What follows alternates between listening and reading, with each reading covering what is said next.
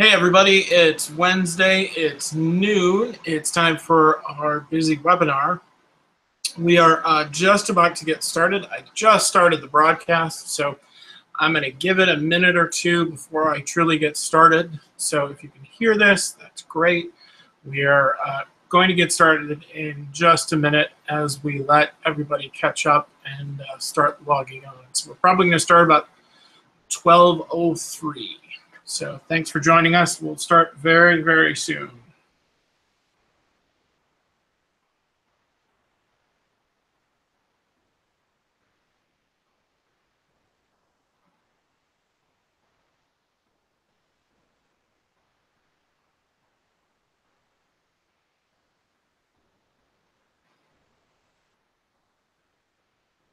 Just to let you know, if you've just joined us, we are giving everybody an opportunity to log on to the live stream and giving everybody an opportunity to catch up. So we'll get started in just a minute or two, but we just want to give everybody the opportunity who has signed up to join us, because we're expecting quite a crowd today, to let everybody know that they are going to be able to join us. So in the meantime, I'll try and entertain you with some jokes. My name is Trigby. I'm the Director of Buzz Development here at BusyWeb. And if you are not familiar with this, and this is your first Busy webinar with us, we do these every couple of weeks. We want to provide a certain amount of education and knowledge to people in hopes that the digital marketing effort can be a little bit better. So we're excited to get started. We're going to get started in just a minute today.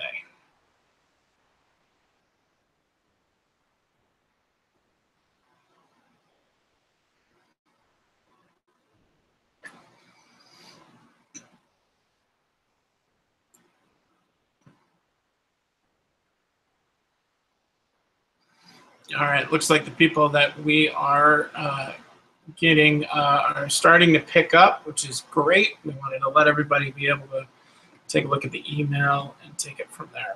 So why don't we go ahead and get started. Today we're going to be talking about how to supercharge your funnel, how to fill your funnel using digital marketing and get those people to not only just get into your funnel, but actually convert and do something together. So my name is Trigby. Here's a picture of me and a couple of notes. So I'm going to be going very, very fast today and covering a lot of information, hopefully in a mildly entertaining way. But if you would like to see this again, if I went too fast and blew by a point that was very valuable to you, you have some options. You can call me on the phone. My phone number is there. You can also email me. And in addition to that, if you have friends that you think would be find this information valuable once we're done, we are going to post this to YouTube, and there'll be a link on our website immediately after I'm done today. So I know you can't see me right now, but that's what I look like. It's nothing special. What is special is the kind of work we do at BusyWeb. We are a full-service digital agency based in Minneapolis and St. Paul. We have done well over thousands of websites, in addition to creating almost a fan base of well into the millions for our clients. So if after you're done here you think this is great and you'd really like to talk to us further, I'd be more than happy to have a conversation with you if you just want to reach out to me. So what are we going to do today? How are we going to break this down? First of all, I'm going to talk about small business marketing today. It is different from where it has been. We're going to talk about how.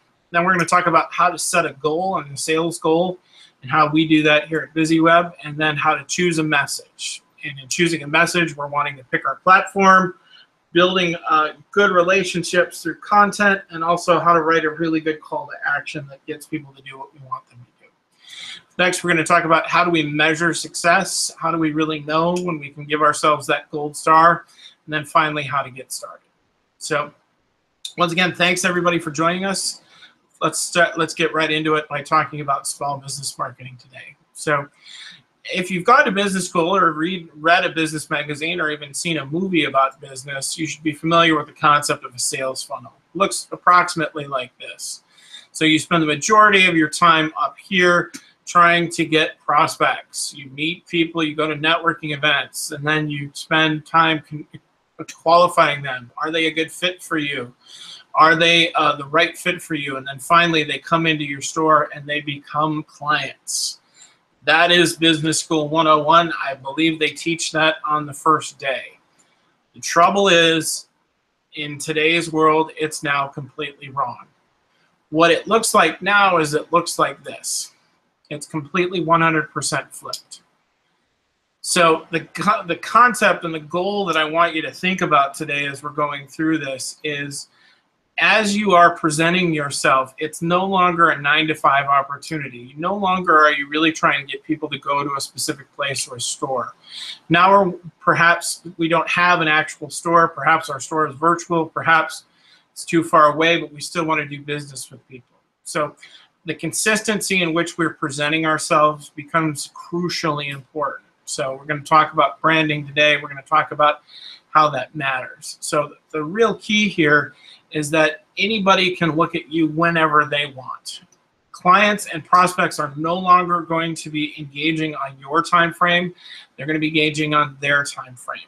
So it's important that we look just as good as we do in the middle of the day, then at 10 o'clock at Tuesday, when somebody's looking at us or evaluating whether or not they're going to buy from us, while they're watching an old episode of Law and Order and looking at an iPad. So how do we do that? Well, the good news is there's a pretty good advantage that we have over our competition, which is our genuine, authentic connection that we make with our customers. Who you are as a person is valuable. That value gets put into the value proposition that you present to your customers and clients, because they work with you and they believe that you have faith in them, that this is going to really, this relationship is going to turn out. That's how you've made sales to this point. People trust you and people believe in you. So we want to continue to have that connection, but we want to do so in sort of a massively grand scale. We want to do it in such a way that everybody is going to be able to see how well you treat your customers. The way we do that is through a concept called engagement. It's the new word of mouth that you hear about.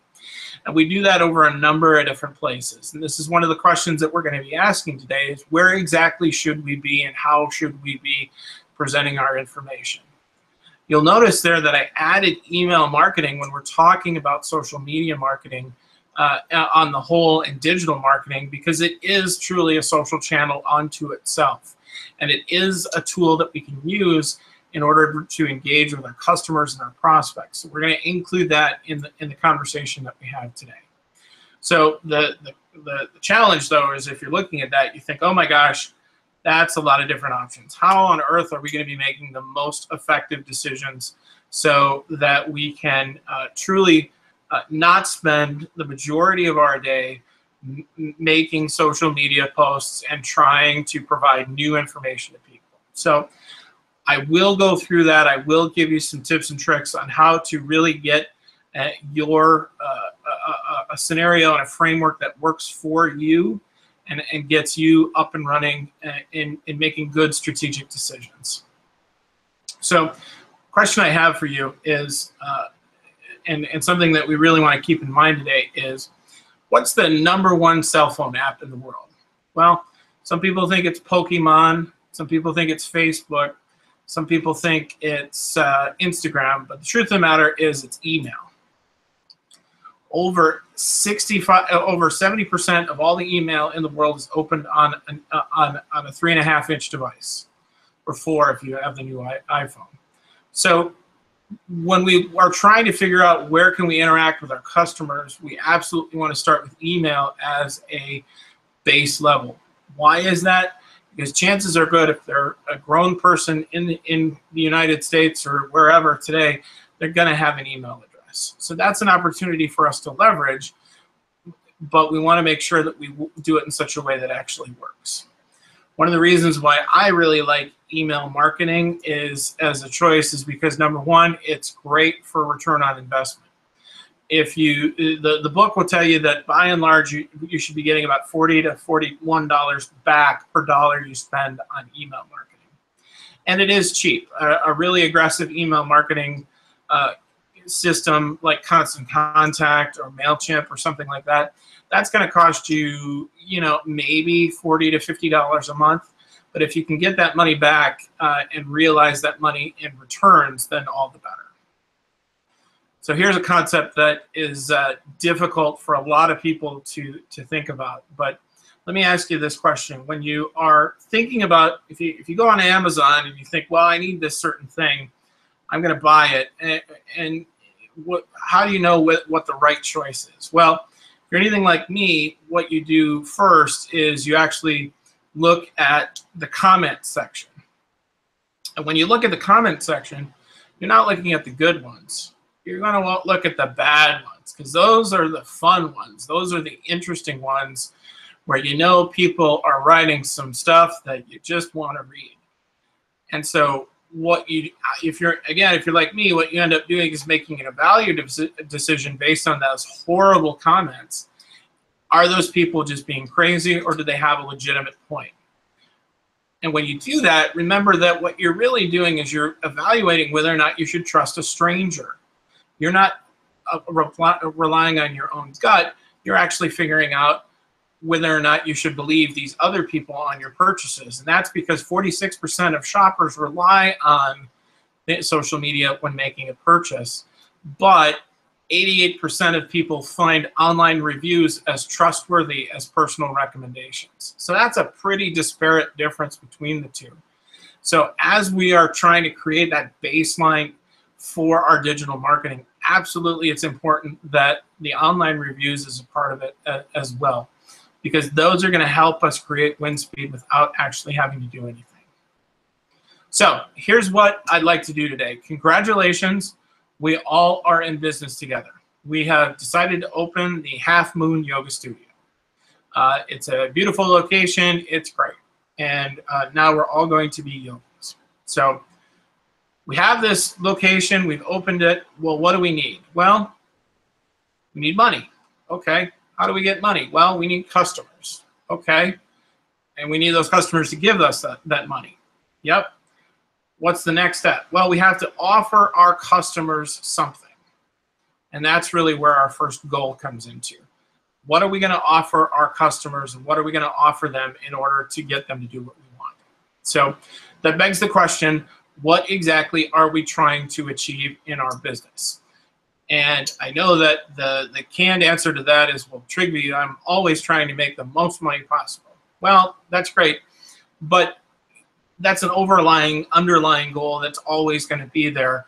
But your marketing goals will change as your company grows. And you might be doing a lot of different things. You might be trying to increase sales on a particular thing. You might want to be driving people to an event. You might want to be re-engaging your existing customer base so they come back to you. You might be wanting to reach new people and reach people you've never heard of before, or even finally just nurture those existing leads and help them grow into being customers. So all of these have different goals associated with them. And so once we understand what exactly are we trying to do, the next question is, how exactly do we do it? And here's what we do. We ask three simple questions. Number one, who are we trying to reach? And at the very end of this, I'm going to give you a great advantage to how to answer that question of who are you trying to reach. Next, ask the question, what is your target? What is your ultimate target of what you're trying to do? In our case of our yoga studio, we are trying to increase the amount of customers that are coming in. And then finally, when will this be accomplished? And this is really the key here, is when exactly will this be accomplished? It would be great if I could double my business by the end of the month. But is that really a realistic goal?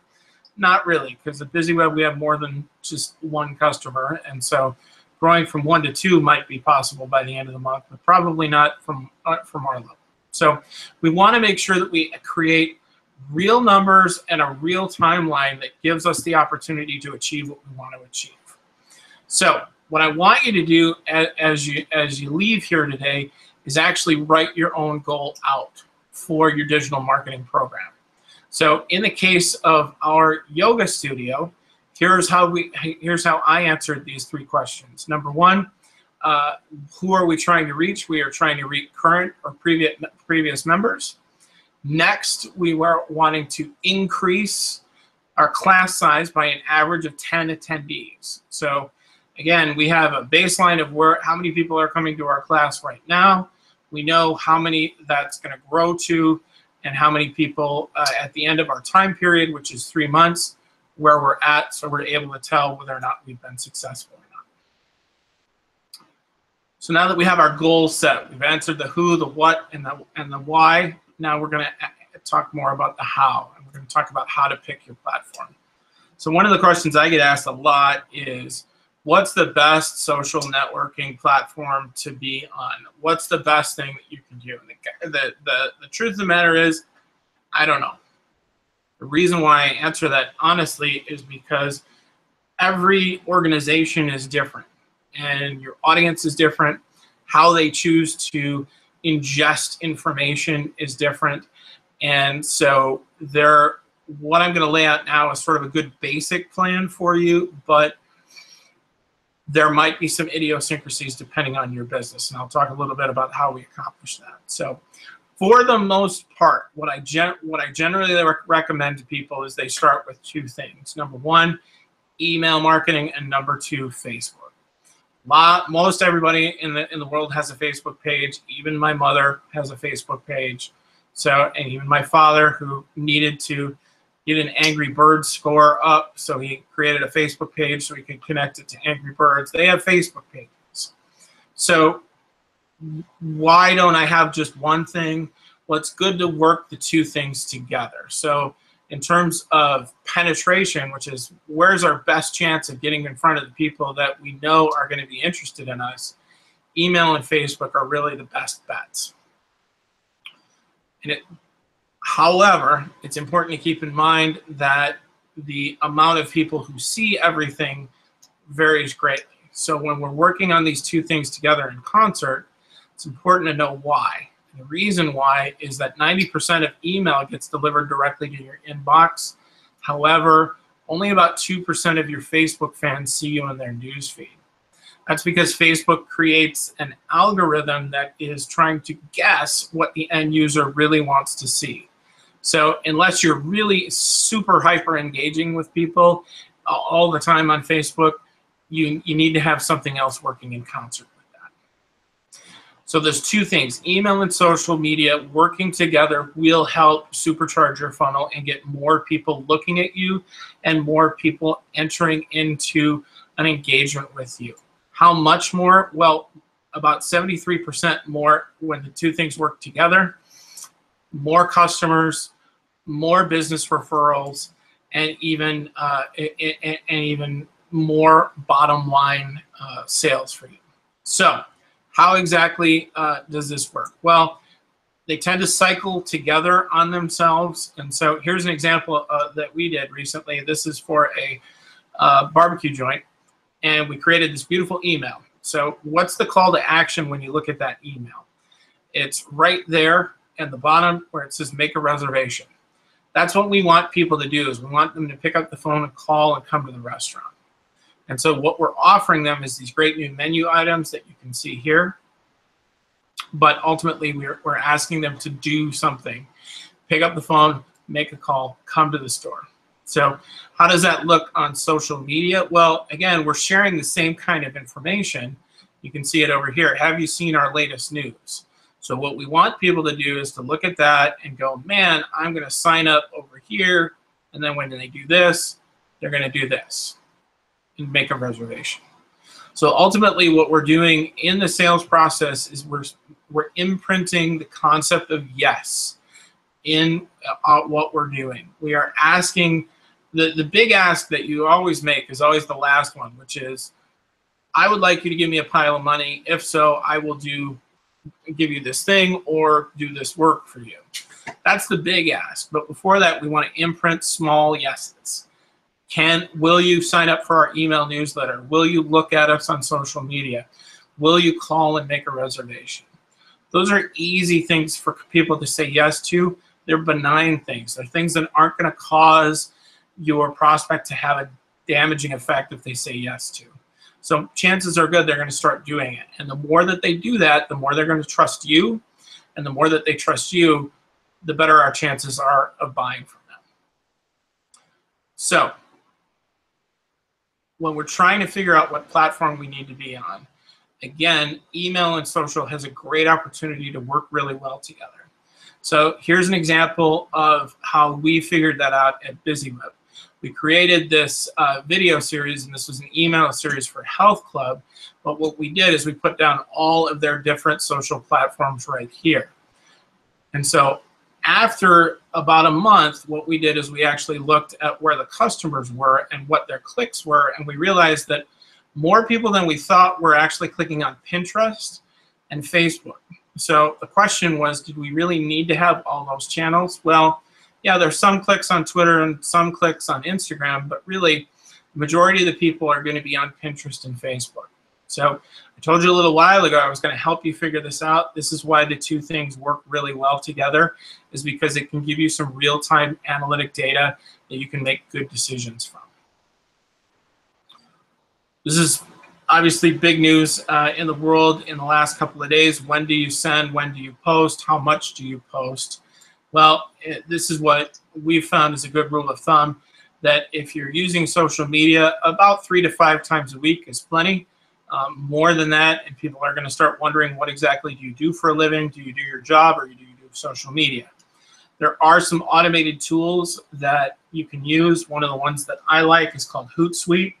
There's also one called Sprout Social that we like for larger organizations that are great. And the value in those is that they will give you the opportunity to do a lot of social posting all at once.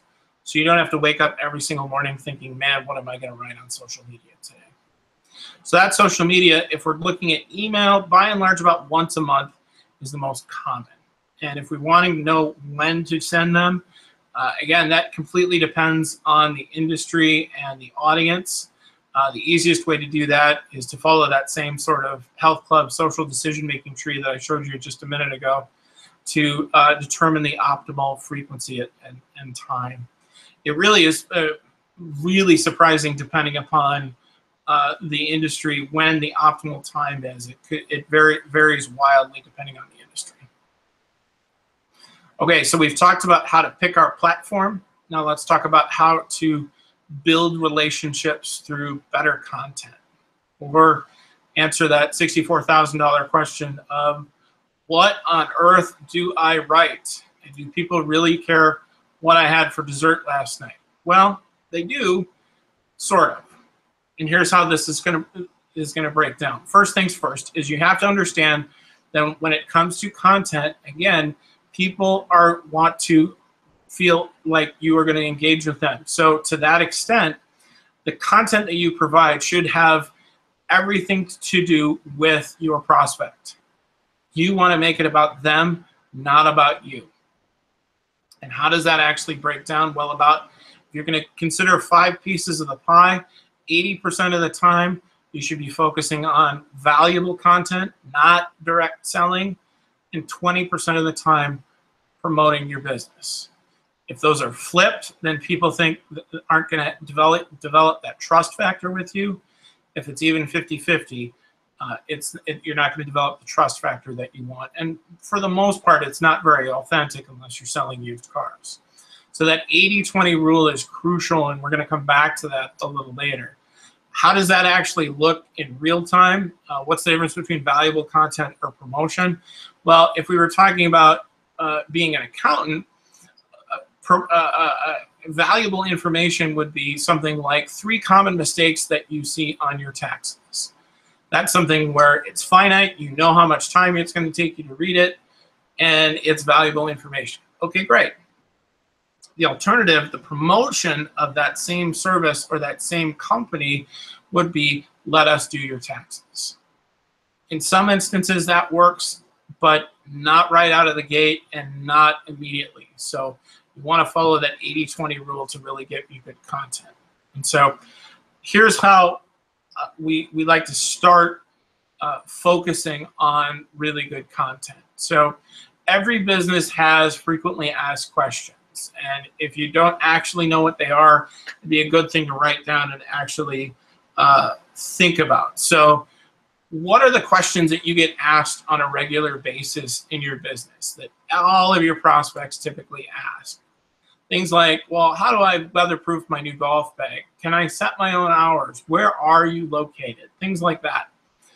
What we want to do is turn those questions into answers that are in our content. So things like, here's how to weatherproof your bag in 5 minutes, or the top 3 benefits to volunteering this summer, or we're in your neighborhood, find out where. So remember, the key element of and the key person that we are trying to engage with are not talking to us. They don't know us yet. They're home on their couch looking at us with an iPad. And they're going to have these questions because all of our customers have these same questions. We know that because of experience. So the more that we can answer the unanswered question, we get 2 things accomplished. Number 1 is, again, we're starting to take away the kick-out points where people who aren't doing business with us are gonna just be done. Like, well, I don't know where you are, so I'm not gonna take any further step. And second, we also are able to create a fair amount of really good content, which then turns into creating more trust factors and so forth and so on. When you're doing this on email, there's a couple of rules to follow. Even on social, you want to follow a good content subject line. So don't make it longer than about 5 to 8 words.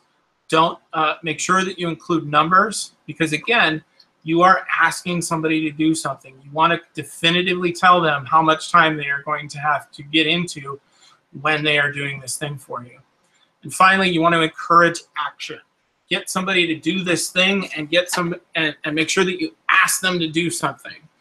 Just reading something and educating about your business isn't going to cut it. You need to ask them to take a step. 6 times out of 10, they will take that step with you.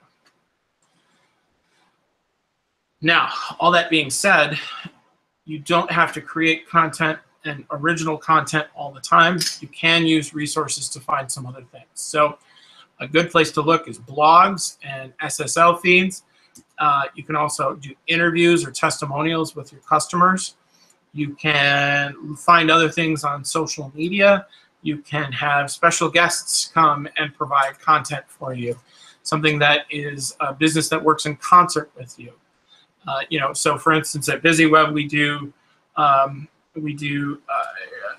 digital marketing. So a lot of times, that's computer related. So we find that a good business to work in concert with us is an IT firm. So similarly, industry news is tremendously helpful and to promote interesting and new information. And then finally, my favorite, which is survey results. So I get asked all the time, if I send you this thing, can you provide me with results on what exactly this is going to do for your business? And then, sometimes I do it, sometimes I don't. But very rarely do people actually give me back the information and say, here's the feedback that we received. And if you do that, that's incredibly valuable, because all of those people who either did take the survey or did not take the survey, you're demonstrating to them that you are listening and constructively taking their feedback to change your business. When we're presenting content, we want to make sure that it looks like us. So whatever our website looks like, whatever our social channels look like, it all needs to look similar. So here's an example of a website and email. Again, look, the logo is the same, the color is the same, even the fonts are exactly the same. So when you're doing these kind of things, make sure that your tone is consistent. If you live in a particular part of the country that has certain language idiosyncrasies, then make sure that those come through. And when I say language idiosyncrasies, a good example of that is, where I live here in Minnesota, it's generally called pop. When out east on the East Coast, it's called soda. If you live in Atlanta, it's called Coke. So you want to make sure that it's clearly evocative of who you are as a person. When you include visuals on social and email together, that's a really great way to massively increase the funnel and engage with the people that you're working with. There are some good best practices that you want to follow. If If you're providing visuals, you don't want to have more than 3. You want to make sure that they're clickable, which means that if you click on the video, it actually takes you someplace. And if you're going to do a video, I would recommend that you have it under 90 seconds to 2 minutes. Longer than that, and people are going to start to lose interest, and they're going to miss that ultimate message that you want to make. Next, you want to make sure that it's mobile. So again, we talked earlier about the majority of your customers are going to be on a mobile device one way or the other. So keep that in mind as you're creating these wonderfully beautiful things, is that it has to look good on a screen too. So a lot of times I get asked a very simple question: what exactly does that mean, and how do I do that? Well, the easiest thing to do is to send it to yourself before you send it to your customers. If you think it looks bad, chances are good they're going to think it looks bad too. But here's a couple of things of how you can avoid that. Number one, limit the amount of images that you have. Don't have more than 1 or 2 at most. Second, make sure that you use larger font sizes. And then finally, don't have more than 1 column in your email. More than that, and it's going to be very hard to render on a small place. So, okay, so we talked about how to build relationships through content, put out effective messaging. Now all we have to do is ask them to do a thing. So that's what we're going to talk about next, is how do we write a really effective call to action. That's that 20% piece of the pie that we talked about earlier. How do we do this in a way that isn't annoying, but still gets our point across and still gets actual movement? So here's a description of how this actually works. Your goals and your results are usually in 2 separate places, and there's a bridge that goes across. So one of those people hanging over the bridge is you. The other one is your potential prospect. And you've got to give them a pretty good reason to do that, and that's what a call to action is to persuade somebody to do the thing to help you achieve your goals. The easiest way to present that is usually a button. Buttons generally create about a 45% boost, and that's just a very simple thing. And that's relatively technologically easy to do. Here's how this looks in an email. Over on the left here, you can see that this was back in the day, this was pretty technologically advanced. You could write a whole lot of things. You could include your logo. This is pretty neat. But in this day and age, nobody really wakes up in the morning and says, boy, I'd really like to read a long 3-paragraph email today. Instead, our attention spans collectively have just gone down. So we want to make sure that we're presenting in a different way. I'm showing you these 2 emails together. Which is the one that you're more than likely going to do the thing that the person wants us to do? Well, if you're looking at the one on the left, you probably aren't even able to understand what they want you to do very quickly. But on the right, you are. They want you to ask them how. So keep that in mind as we're looking at calls to action. It has to be simple and it has to be effective. So here's how you design a really great call to action. Number 1, narrow it down to only one thing. You do not want to do more than one thing, just simply one thing. Second, you want to use actionable language. When I say actionable language, you want to talk about something that clearly states what you want them to do. Third, stay above the scroll line. You can see my scroll line is right here. This is where if I want to show you something below this, I've got to scroll down. And then fourth, if you can create a button, then absolutely create a great clickable button as well. So remember our yoga studio from earlier? This is how this manifests itself in our problem and our goal. So our goal, again, was to engage members to increase class attendance. We wanted to increase to an average of 10 attendees per class over the next 3 months. How are we going to do that? The simplest effectiveness, is that even a word, effectiveness? Is to do this. Just simply view the schedule. So how did we come to that conclusion? Well, we want to talk about the unanswered questions. So we want people to come to class. The first question they're going to ask is, how much is it? Well, that's an answer we can provide them, but also, is it convenient for them? So since that's a frequently asked question, is it convenient for them? That's what our call to action is. Here's how you figure out if it is convenient for them. Just click right here. So once you click that button, though, where exactly does it take you? Well, the key demographic here and the key thing to keep in mind is that when you click on this button, it should take you to exactly where you want to go. So in this particular instance, this is an animal rescue. So if you want to volunteer, that's great. You should go directly to the volunteer page. You should not go any farther than that, or go to the website and then have to find the volunteer page. It should take you directly there.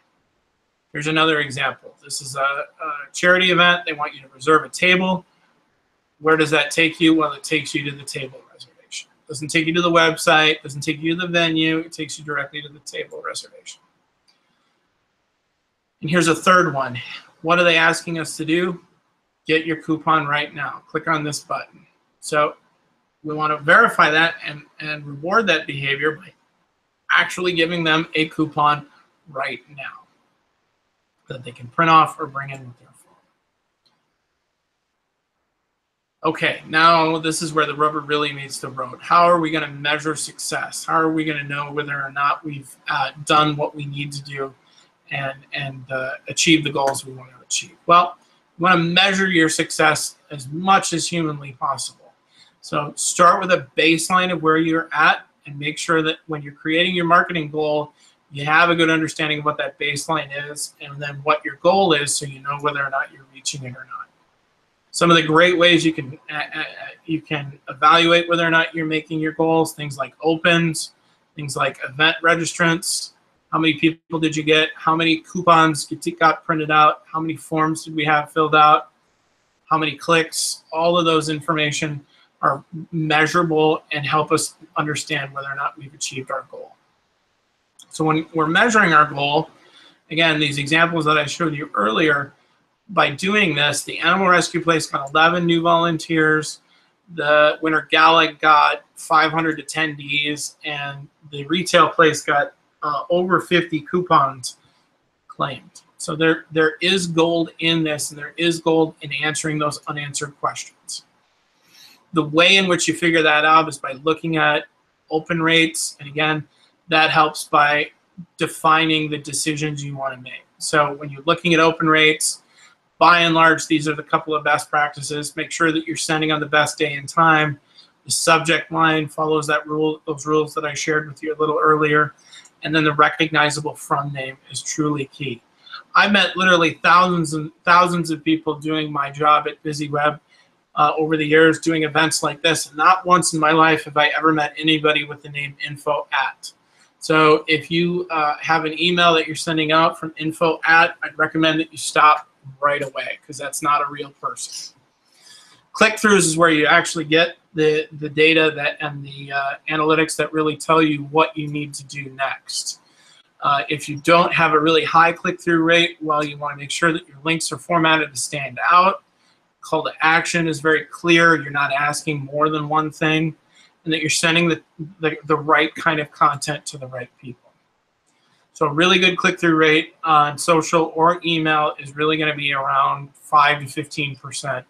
I know that seems small, but remember, you're dealing with thousands of people at once. All right, we're rounding third. Thank you all for staying with me so far. Thank you, hopefully, for politely laughing at my attempt at jokes as well. Let's finish this up by figuring out how exactly do we get started. Well, I've laid out a lot of different frameworks, but I want to come back to a simple idea. This is doable, and you can do it yourself. If you don't have the time or the inclination to do it, that's fine, and you should hire a professional. But you can do this if you are dedicated enough to really grow your business. Here's how I want you to start. Very simple, very, very actionable. Number one, write your goal. Say exactly what you want to do and how you want to do it, and when you're going to have it accomplished. Next, design a call to action that the people that you're working with, you can say exactly what you're asking them to do, and it's clear what you're asking them to do. And then finally, measure the results. Determine whether or not you've been successful, if you're trending towards success. If not, what do you need to change in order to make it more successful? So one of the things that we recommend at BusyWeb is constant contact. For a lot of what we talked about today in terms of email marketing, there's another great program that we're going to be coming out with hopefully relatively soon. But if you need to know where to start with the email marketing, Constant Contact's a great place to go. Okay, here's where it gets really, really fun. On the screen right now, there's a long URL that I written down here. So it's marketing.busyweb.com/create-great-content-with-personas. If you go to that link, we will give you a really great checklist on how exactly to define who your ideal customer is, and that'll help you then crystallize what sort of content you need to be creating in order to really make those people happy. So I'm going to shut up for a second and let you take a look at it and let you write that down, or I think you might be able to copy and paste. Nah, probably not. So I'll go back there so you can look at it a little while longer. So that's your free gift for staying with me today and hopefully laughing politely. That's what is going to be truly helpful in growing whatever your yoga studio is. So if you are interested in learning more about BusyWeb, we'd love for you to join our email list. The easiest way to do that is to text BUSY, B-I-Z-Z-Y, to 22828. You'll get entered in. You get more events like this. Hopefully some of them will be done by me, some of them will be done by other people, but hopefully you'll get as much from it. So finally, if you're interested in getting a baseline indicator about your website and what you're doing well and what you can improve upon, we'd be happy to give you that. You can get that at busyweb.com/buzz, B-U-Z-Z. So if you go there, that'll take about a minute and a half. Very, very simple, and gives you a great report. So thanks, everybody, for staying with me. Hopefully this will help you supercharge your funnel well into the fourth quarter and into 2018. So any questions, feel free and reach out to me, and I'd be more than happy to work with you and help get you along your way. Again, thanks, everybody, for joining us. We'll see you next time at BusyWeb's Busy Webinar.